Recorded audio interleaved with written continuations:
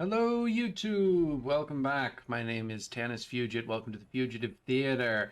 And I am today looking at Path of Exile. You've not seen this on this channel yet, but this is a game that I've enjoyed playing for a long time, like almost a decade at this point.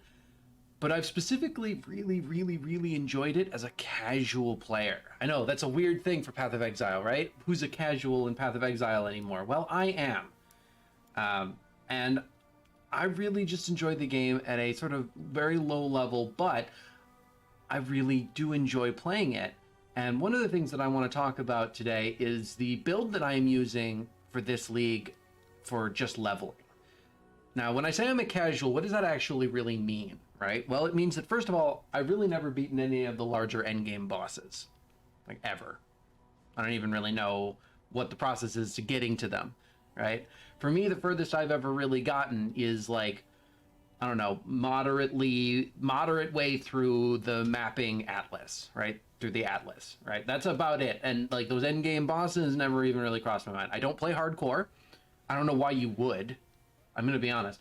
And like, so already, you probably already know if you're interested in this content or you're not, but I'm going to tell you right now, like, I'm going to give you a really good idea of whether you should be here or not. Right?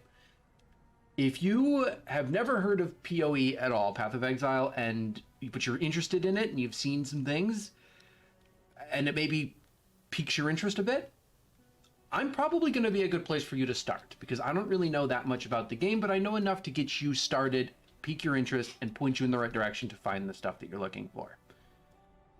If you already know the different shaper mods that exist in this game, which ones are good for what build, and you know how to min-max getting the right ones on your character, you should not be here. Go watch one of the PoE streamers scream their way through a 3-hour stream or whatever it is you guys enjoy. You probably shouldn't be here. Okay?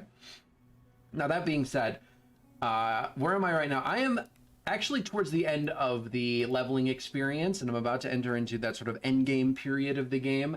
And that means that I've gotten most of the way through the leveling process, and I generally only do this about once per league, right? Only about once per league do I actually level a character. I think there's only been one league ever where I've gotten 2 characters to maps, right? Generally, yeah, my time with this game is create a character, find a build that I think I really want to do, try and level it, and then maybe run through a few maps, and I'm probably good with the game. That's about all the time I usually get to sink into it in any given league. But in this case, I put a lot more time into it because the leveling build that I found has actually been really fun. And while it's not the build that's going to carry me into the end game, it is definitely not the one I'm going to be taking through the mapping process. It has at least been really fun to level with in a way that I'm like kind of surprised at. I sort of stumbled into it, but I'm glad that I have. So let's take a look at it. The first thing that you're going to notice, obviously, if you know enough about the game and you look down here, you can see what the abilities are and, you know, probably have a good idea what I'm talking about. But for those of you who don't know anything about it, I'm going to pull this open, and what should surprise you immediately about my inventory screen is that I don't have a weapon equipped. Yeah, this is a build that does not only does it not require you to have a weapon equipped, but you are actually dispermitted from having a weapon equipped. The ability that I'm using is called Poisonous Concoction, right? Poisonous Concoction is a unarmed ability. It is explicitly unarmed. I cannot have a weapon in my main hand. Oh, I can't have anything in my main hand, and I cannot have any kind of weapon or quiver in my offhand. So the only thing I can have is a blank main hand and a shield in my offhand, which is what I'm wielding right now, which is, of course, beneficial because it means that I can take all of the shield-based abilities in the passive tree, and which will eventually lead to, because eventually what I transfer into is going to be spectral shield throw. So having a good shield and having all of the shield passives is important. So it's very synergistic with my eventual build.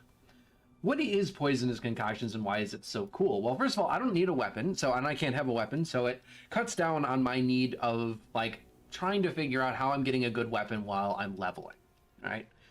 And it helps me from falling behind dealing with some of the sort of leveling bosses, especially some of the more dangerous ones. Instead, the damage scales off of your life flasks. the next thing that anybody who really knows anything about the game will have been surprised at when I opened this up should have been the fact that I'm running 2 life flasks.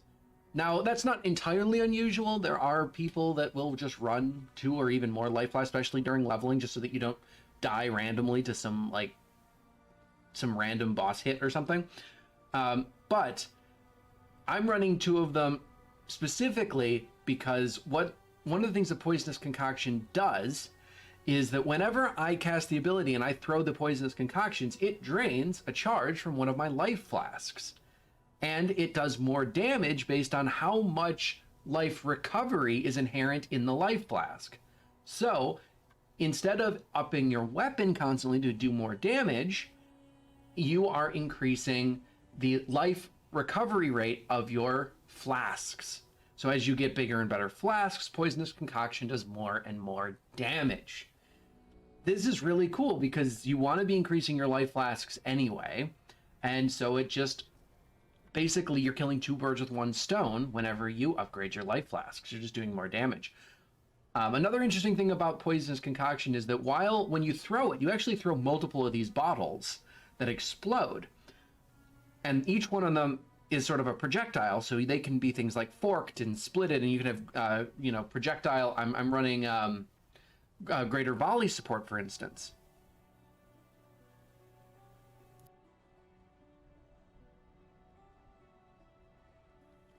So since I'm running greater volley support, right, I'm actually throwing more of these bombs. But one thing that greater volley support says that supported skills deal 22% less projectile damage.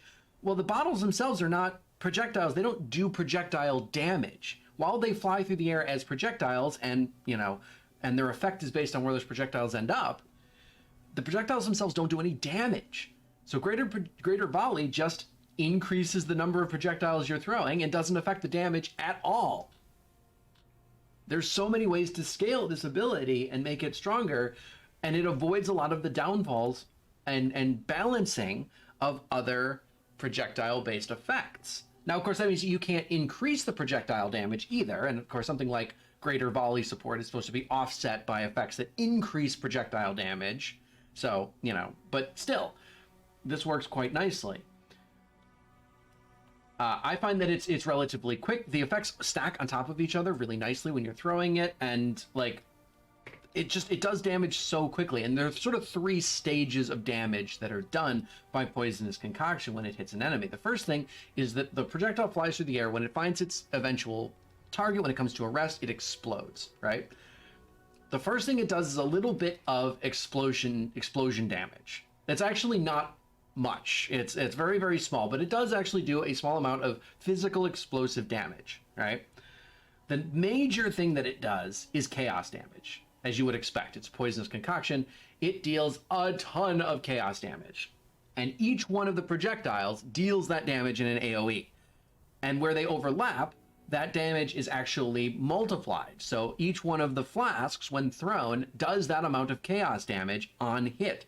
So when the flasks AoEs overlap over an enemy, they take multiple instances of that chaos damage, right? So on top of that, of course, then the enemy can be poisoned because they dealt chaos damage. They can be poisoned. There's an 80% chance right now, from what I've got my build right now, I have an 80% chance to poison on hit. So almost every enemy that I strike, especially because they're going to be struck with multiple projectiles, each one of which applies that 80% chance to poison, every enemy I hit is going to be very heavily poisoned on top of the just raw chaos damage that they're taking. Chaos damage resistance is rare, even amongst enemies. They're obviously rare for the player to be very heavily chaos resistant, but they're even rarer for monsters to be chaos resistant. So you don't really have to worry too heavily about them resisting it too heavily. And the damage can be stacked with all forms of poison, increased % chance to poison, increased poison effectiveness, all these other things that can affect poison will affect all of this. Any of the chaos damage multipliers that are on the passive tree affect Poisonous Concoction. It's really quite strong. I'm supporting it with Void Manipulation, which support skills deal no elemental damage. That's fine. I don't. It does mean that there's been a couple of instances where, like, items that have dropped, like rares that have dropped in the course of leveling that would have been really powerful in other cases are just not really good for me because my main source of damage is not able to do any elemental damage.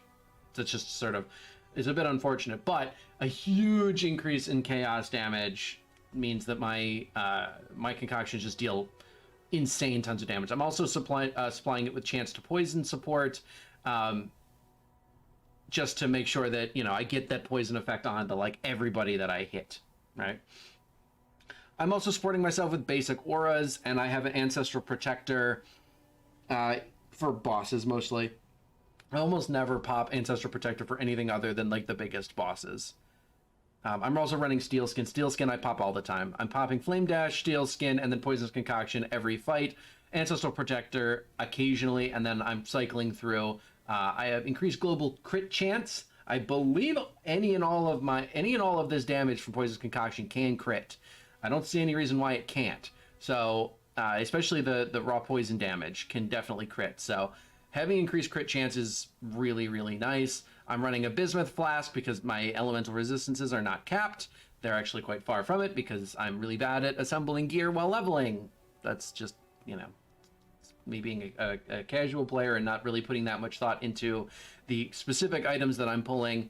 Actually, a lot of this stuff is really low level and weak stuff that I just haven't been able to upgrade out of in a while while going through leveling. So yeah, my resistances are in no way capped, so I'm running a bismuth flask. It just sort of is what it is. And then I'm running a granite flask for 1500 armor and additional elemental resistances. I could probably drop the bismuth flask considering this is giving me elemental resistances, but when these are both active, I'm 100% capped on everything. Got a lot of extra armor. Even though this is an evasion build, getting that bonus armor I find it is quite nice. 1500 armor is just a really nice thing. I could be running the flask that gives me plus evasion, but I feel like I don't know, maybe I'm just wrong, but I feel like the granite flask combined with all of my high level of evasion off of my stuff is pretty strong. So and also, yeah, the elemental resistances are nice. And then really it's just my big life flasks because that's what supports poisonous concoction. And now the tree is so I've gone into the raider line. The first thing I took was Way of the Poacher to get frenzy charges.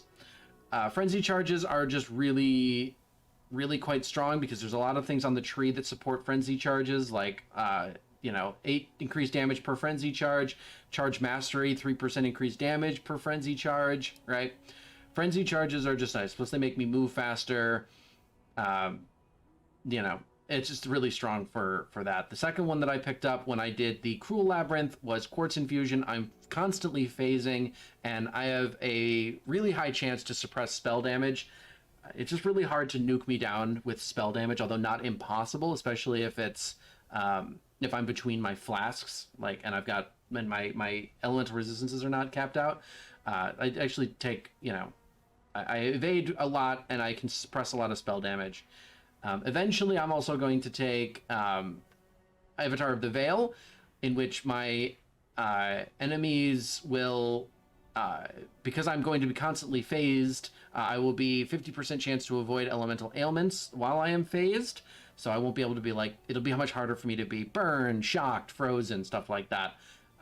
And enemies near me are less resistant to fire, cold, and lightning damage, which is not important right now because, again, I don't do elemental damage because of void manipulation. I don't do any elemental damage right now, so that's why, one of the reasons why I didn't beeline right to it. But when I make my transition, I won't be using Poisonous Concoction. I'll be on Spectral Shield Throw, and that will be able to deal a ton of elemental damage. So Avatar of the Veil will eventually be up. And then the last one we'll pick up is Rapid Assault for Onslaught. Onslaught's really nice. And of course, the Onslaught effect increase is the node before it, so Onslaught's even better on the Raider. So that's just for at the very, very end of the game when we get there. In the meantime, this is the sort of tree that I have that I've gotten to so far.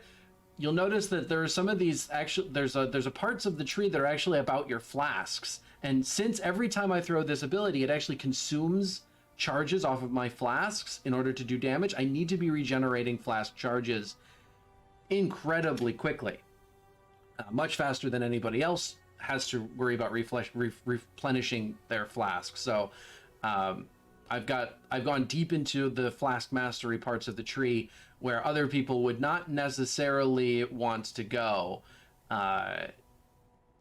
Like even a build that theoretically needs to be constantly drinking life flasks in order to survive for whatever reason still probably doesn't burn through their charges as fast as this ability does. So and I've got, yeah, up here, field medicine. I've got this one as well. Yeah, it's all about keeping your flash charges up. I'm running Grace, Vitality, and Herald of Agony, so I'm in Charisma. Unfortunately, when I do my transition, a lot of the stuff that's up here is only beneficial to Poisonous Concoction, so I'm gonna have to drop a lot of this part of the tree away. Like I have wasting over here. Of course, I have all the Flask Mastery stuff that's over here. So, you know, Fang of the Viper. A lot of this stuff is really only beneficial. So I might lose access to Charisma if I need to cut this part of the tree out. So I might have to that might have to be something that I anoint, is Charisma. I think that's probably going to be the goal for the end part of the game, because when I make my transition, I'm probably going to lose access to it directly. But Charisma is, of course, very important. It's the only way I can really keep casting my spells, even though I've got all of these auras on me. And then, yeah, Poison Mastery, stuff like that. The only thing that you're like screaming at your screen about, I know that you are, because I would be doing it too, is Point Blank. Why in the hell do I have Point Blank? Projectiles, it can't, you know, projectiles are not affected by you know, my Poisonous Concoctions have no projectile damage. Why am I using Point Blank? And really the main reason is just because I'm already down here in the tree, and eventually I'm going to be in Spectral Shield Throw, and, you know, in leveling it really doesn't affect me. So 1 point to get Point Blank doesn't really affect me too much. I'm not worried about it. Over here we have Iron Reflexes.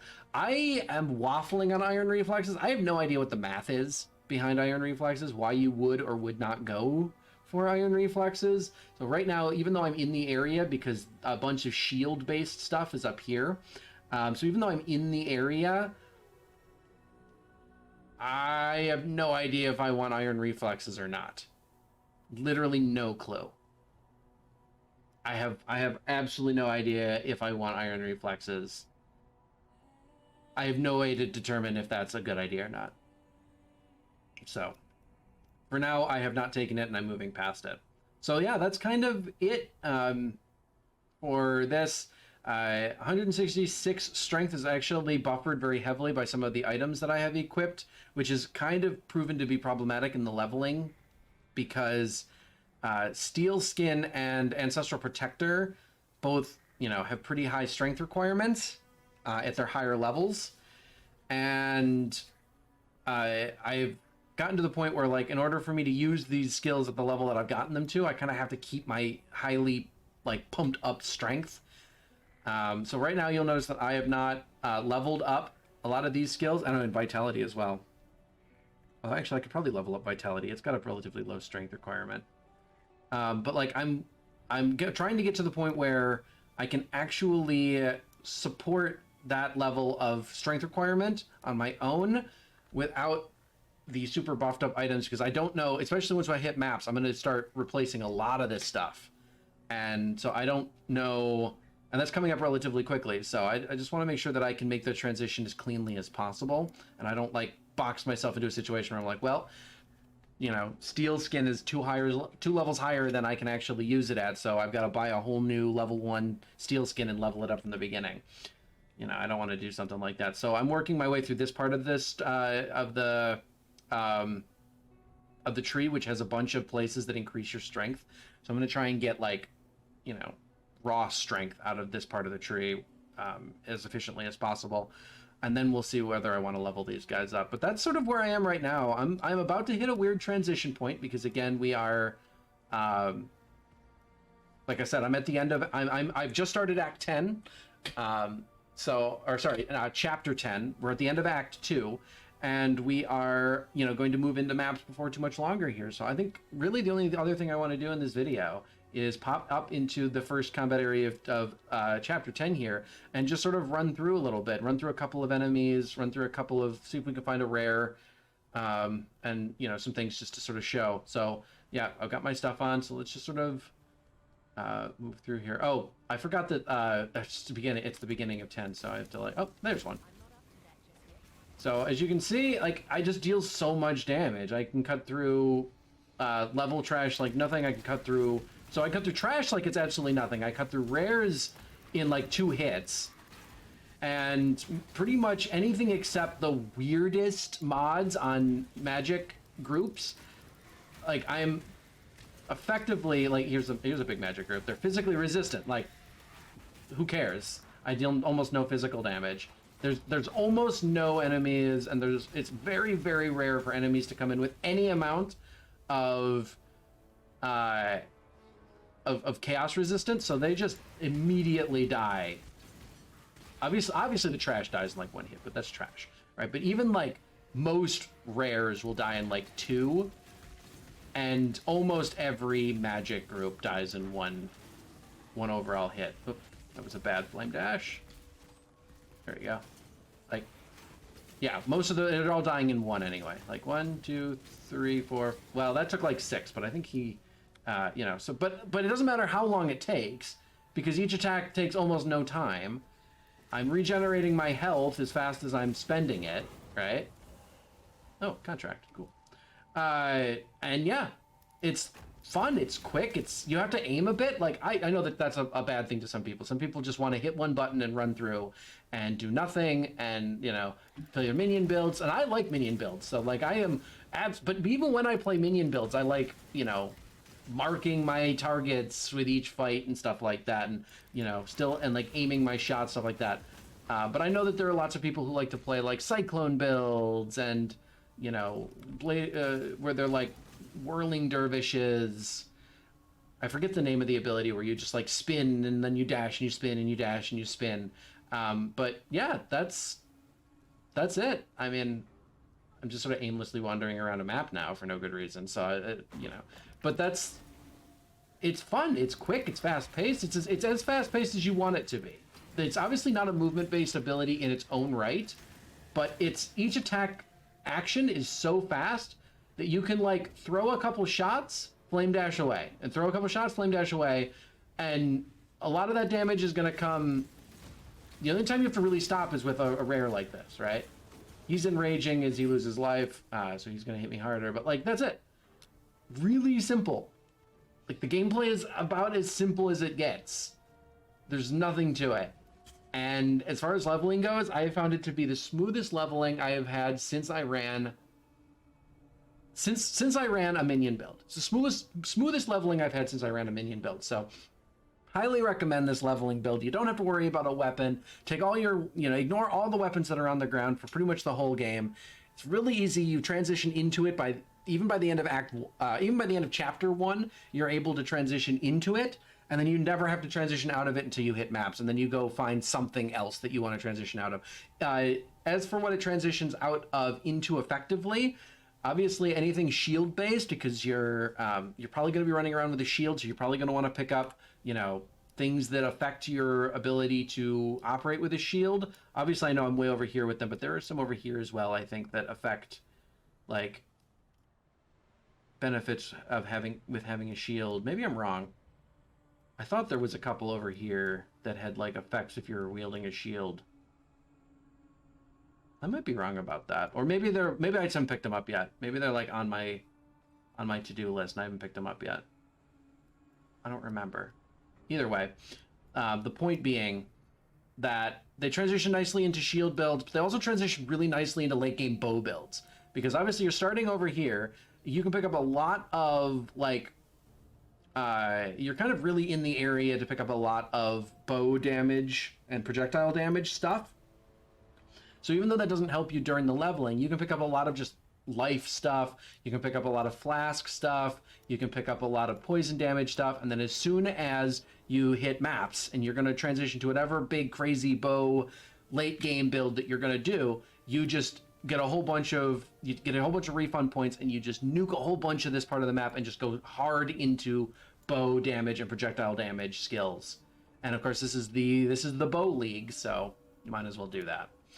So yeah, that's, I think, it for me. I'm gonna try and do, so I know that this particular video is sitting in a weird spot, right? It's perhaps a bit more informative than like a brand new player can process, but it's also not informative enough that like a proper player with any real knowledge is going to be able to make any use of this video.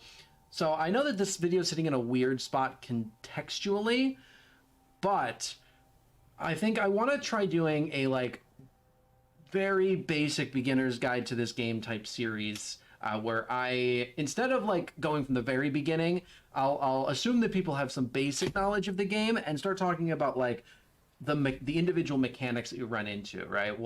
How you engage with certain mechanics, and what the benefit of engaging with certain mechanics are at a basic level. Like I don't think I'm gonna like line up every single possible modifier you can get from like the heist league, or sorry, from I can't even remember the name of the mechanic now off the top of my head.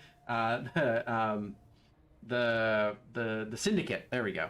I'm not going to list every single mod that you get from the Syndicate, and exact things, but like, how to interact, what things you're looking for, what possible rewards you can get from certain mechanics. I want to try something like that. I feel like there's, I don't know, as somebody who's a visual learner and who tried to get into this game many times in a real way, it took me a lot of times before I actually landed on why I really like this game. I think there's sort of a dearth of proper content out there, like teaching new people some of these basic mechanics in a way that like assumes that these people aren't already sitting there with like 6 tabs of the wiki open, right? So that might be what I'm going to try and do going forward. So if you guys are interested in something like that, like the video, share it around, subscribe to the channel, let me know what you like. All that terrible YouTube stuff that I hate saying, but it does help. So thank you very much. My name is Tanis Fugitive. Thank you for stopping by the Fugitive Theater. You might see more content like this in the future. I hope so. See you around. Bye-bye.